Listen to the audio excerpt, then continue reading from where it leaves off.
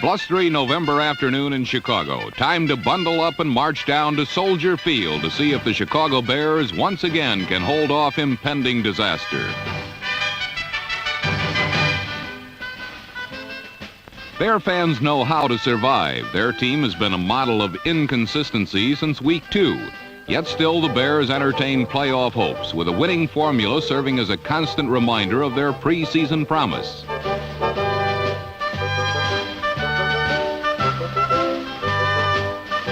Today, what it will take is a big performance from this man, NFL rushing leader Walter Payton. Without Payton's 1,129 yards, the Bears and head coach Jack Pardee likely would find themselves among the also-rans. But Payton's magic has shepherded Chicago through tough times, and today could make the difference in a showdown battle. This is a must game for Chicago. The Bears have already lost to Minnesota, and a second loss would wipe out their playoff hopes. But against a wounded Viking team that has been most ineffective stopping the run, you've got to like Chicago's chances in the NFL Game of the Week.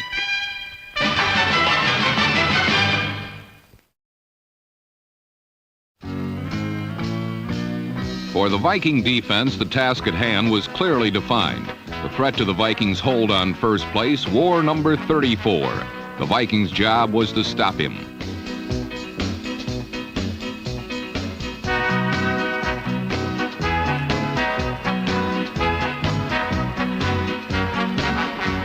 But on the first play from scrimmage, Walter Payton foreshadowed things to come.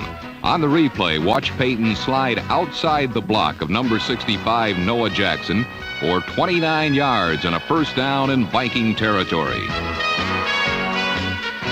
Payton and Jackson would work in tandem much of the afternoon. Jackson pulling to eliminate obstacles, Payton reaping the rewards.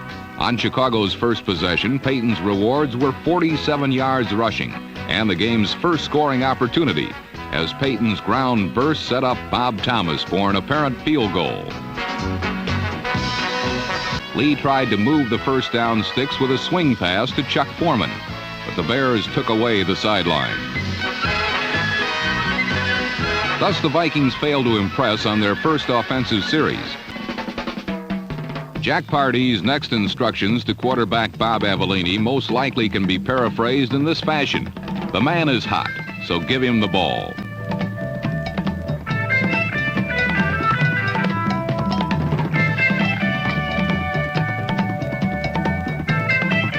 But a one-man offense eventually attracts due attention. On Chicago's next 2 possessions, the Vikings zeroed in on Walter Payton, putting a damper on this tropical storm before it could grow into a hurricane.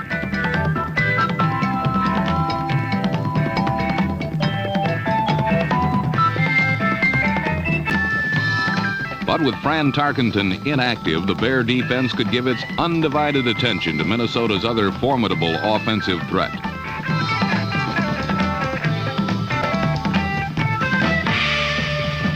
Chuck Foreman would accomplish nothing against a defense stacked to make his life miserable.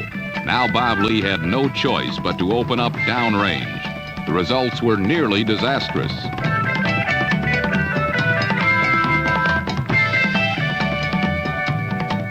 The first quarter closed without further incident, but this scoreless battle was about to see its first pivotal play.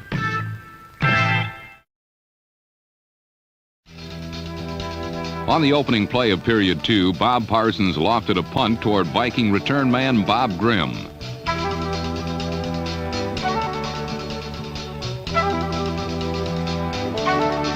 But Bear kick coverage arrived just moments after Grimm juggled the ball, resulting in a Bear recovery and a 1st and goal at the Viking 6. Something to be excited about.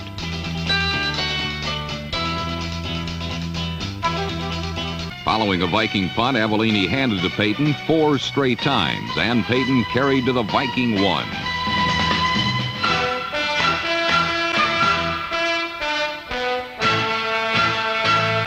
From the 1, number 69, Reeve Sori escorted Payton around the Viking left side as Payton pitter-pattered in for the game's first score.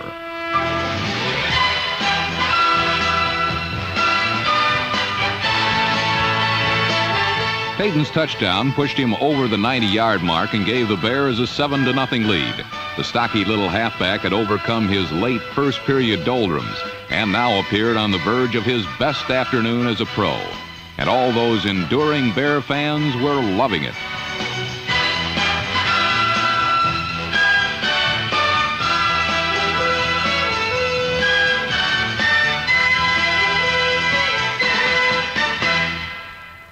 Frustrated, Lee abandoned the piecemeal approach and tried to tie the score with one big play.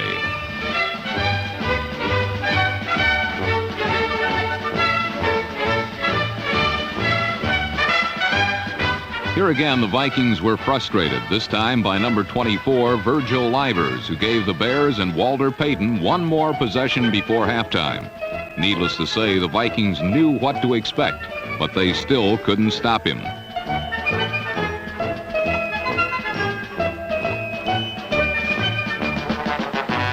First, a 23-yarder put the ball in Viking territory. Then an 11-yarder carried into field goal range.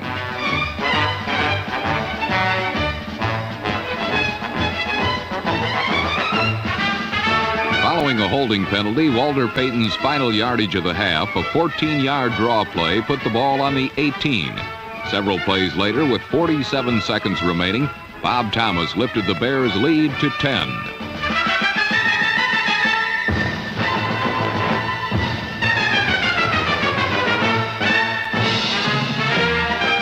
And so on a chilly November afternoon, Chicagoans cheered their team's 10-0 halftime advantage over division-leading Minnesota. For Walter Payton, 26 carries, 144 yards, and a touchdown. And the best was yet to come.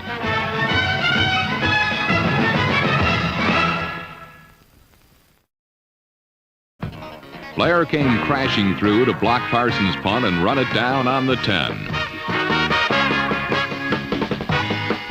From there, it was an easy score, the Vikings' first of the game, and against the Bears' lowly defense, there was absolutely no reason to think it would be their last. On Chicago's possession after the Vikings' touchdown, Walter Payton, running behind the blocking of number 69, Reeve Sori, increased his yardage total another 19 yards, but the Bears couldn't capitalize on it and had to punt. However, late in the third period, the Vikings got something going. Brent McClanahan began it with a power burst straight up the middle. Then with the ball at the Chicago 31, Bob Lee connected on his longest pass of the day to tight end Bob Tucker, clear and free for 29 yards, all the way to the Chicago 2-yard line. This was undoubtedly the key play of the entire ballgame. Lee's jump pass, a play called by Bud Grant from the sidelines, resulted in an interception by second-year linebacker Tom Hicks, and the Vikings' threat was over. The Bears' defense had saved the day. Another look, this time from the end zone, shows the intended receiver, number 83, Stu Voigt, empty-handed as Hicks brought the ball out to the Minnesota 9-yard line.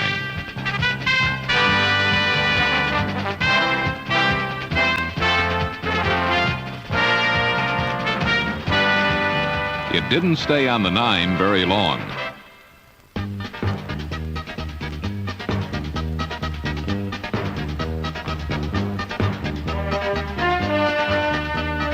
Walter Payton had swept 22 yards to take the Bears out of danger. But the next time they were on the field, number 43, veteran cornerback Nate Wright, pulled off a fine defensive play that resulted in a turnover. Watch Bob Avellini's eyes as he rolls right. Despite a short look-off and fake, he must have liked what he saw near the sideline. But Wright, covering James Scott like a glove, picked off the ball. In the end, this meant little, though, for the Viking offense still couldn't get on track, and the Bears took over. Once again, they started a long, sustained drive on the ground, punctuated by one brilliant gem by Walter Payton. 58 yards later, the Bears had the ball on the Minnesota 9, where the Vikings got tough for 4 consecutive plays. On 4th and goal from the 6, the give, unsurprisingly, was to Payton, who cut back against the defensive pursuit, but was brought down short of the end zone.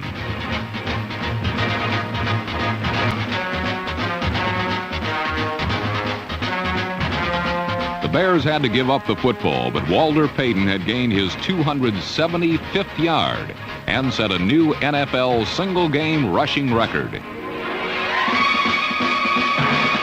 This historic occasion was appreciated by both his fans and teammates alike.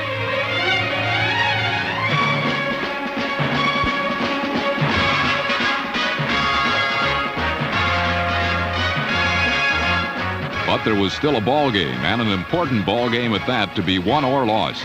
The Vikings had the ball, and with 2 minutes remaining in the game, began their final drive for a touchdown.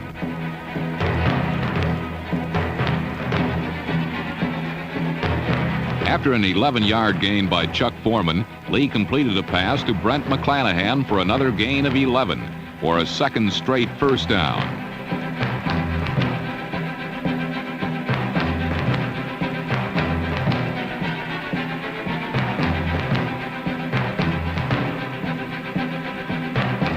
But with the ball on their own 29 and just over a minute left to play, Lee found himself in a 3rd and 14 situation. After avoiding the rush, he hit Sammy White with a perfect pass. The play covered 13 yards, 1 yard short of the first down. Seldom has a passing partnership paid so dearly for success, for White limped off injured on the play, while downfield Lee himself was sinking to the turf in pain.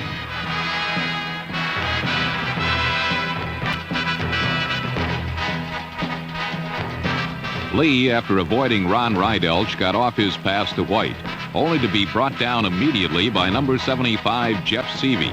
Seavey's tackle caused Lee to twist his knee badly enough that he had to be removed from the game. Lee, who should be well enough to play the Vikings' next game, was replaced by the Vikings' number 1 draft choice, Tommy Kramer, and it was on this rookie's shoulders that rested the outcome of the game.